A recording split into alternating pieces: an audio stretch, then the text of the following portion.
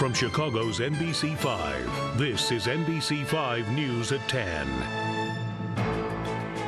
When terrorists flew 2 planes into the Twin Towers, Chicago firefighters rushed to New York City to help. Tonight, they tell the stories of what they saw and what they did. Charlie Wojciechowski has more.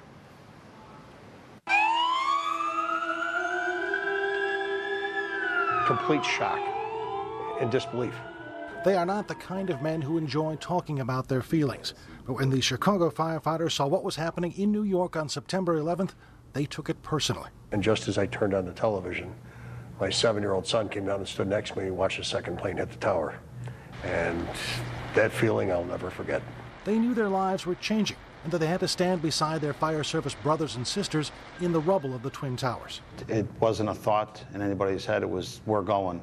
It was just a god-awful feeling once you got there. It didn't even look real. It looked like a movie set. It looked like you were waiting for someone to call cut at any point in time. That entire area, those two buildings, was, believe it or not, 90% of it was taken away by hand. Tom Maloney and his brother Patrick were part of the first wave of help from Chicago.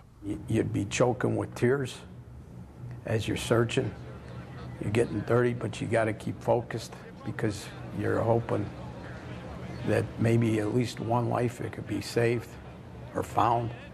Retired Lieutenant Paul N. Helder arrived in New York in October. We helped out for about 4 or 6 hours. Then they asked us if we would go to their funerals and wakes. The mission had changed. Now the Chicago firefighters were standing in for their New York brethren, too tired or too distraught to attend the hundreds of hero burials. Whenever they found a firefighter, they always try and identify who it was if they could, and bring their fire company for their brothers to carry him out with the American flag. That's what we did for 8 days. We went to wakes in the afternoons and evenings, went to funerals in the mornings, usually in dress uniform by 9, in bed by about 4 in the morning. But they were proud they were being asked to do it, and grateful for the reception they received in New York. Like, you came this far to help?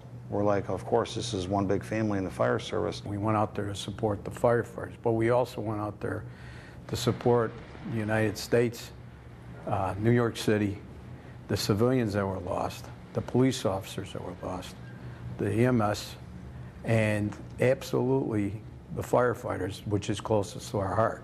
In all, 343 New York firefighters lost their lives, running into buildings while others were running out, something the Chicago firefighters say we can never forget. And these Chicago firefighters caution that what happened 10 years ago in New York could still happen here today.